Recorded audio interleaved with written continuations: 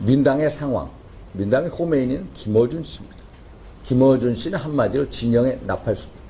제가 김어준 방송에 여러 번 나갔습니다. 이분은 너무 정치 편향이고 민당 선전, 민당의 이 지령을 내리는 사람입니다. 그래서 김어준표 입법 독재 그 시나리오가 결국 현실화되고 있다 이런 말씀을 드립니다. 지금 87일 만에 한덕수 대통령 권한대행이 돌아왔습니다. 그런데 탄핵심판 선고의 판결문의 잉크가 마르기 전에 또 탄핵하겠다고 만약 후보자 빨리 지명해라. 오늘까지 데드라인. 안 하면 내일부터 탄핵심판에 들어가겠다. 또 그 후순위 국무위원들도 무조건 임명해라. 안 하면 줄줄줄 탄핵하겠다. 이게 바로 김어준표 입법 독재다. 이게 무정부 상태를 만드는 거다. 그래서 민당은 이제 민주정당이 아니다라는 것을 선포했다. 이러면은 스스로 해체하거나 위헌정당 해산심판 청구 제소를 하면은 받아들여서 빨리 정당 해산 심판을 받아야 된다. 이런 말씀입니다. 제가 계속 말씀드린 것 같이 우리가 대통령의 헌법재판관 임명권은 국회의 헌재에 대한 구성 참여권과 임명권이 둘이 결합하는 겁니다.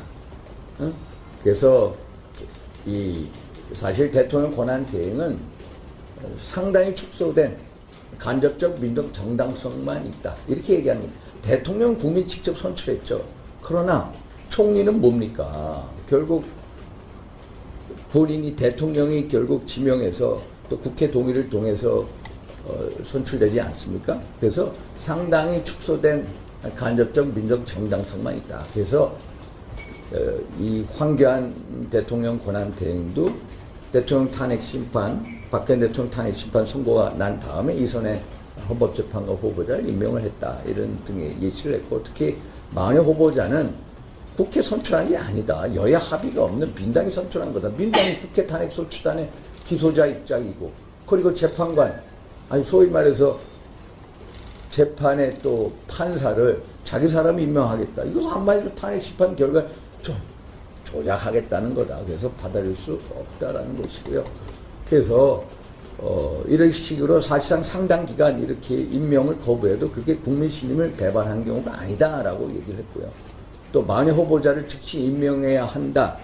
라는 이제 민당의 주장에 대해서 최상목 대통령 권한대행의 어떤 권한대행 심판에서 한번 보시면은 헌법상 헌법재판소법에 근거가 없기 때문에 마흔의 후보자를 즉시 임명한다 해야만 한다는 것에 대해서는 부적합 각하 의견을 내렸다. 그래서 법적으로 이건 될 수가 없다는 걸 말씀드리고요.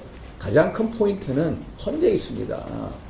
헌재. 제가 말씀드린 노무현 대통령 탄핵심판 선고는 최종 변론에서 14일 만에 이루어졌고요. 박근혜 대통령 탄핵심판 선고는 최후 변론 이후에 11일 만에 이루어졌습니다. 그런데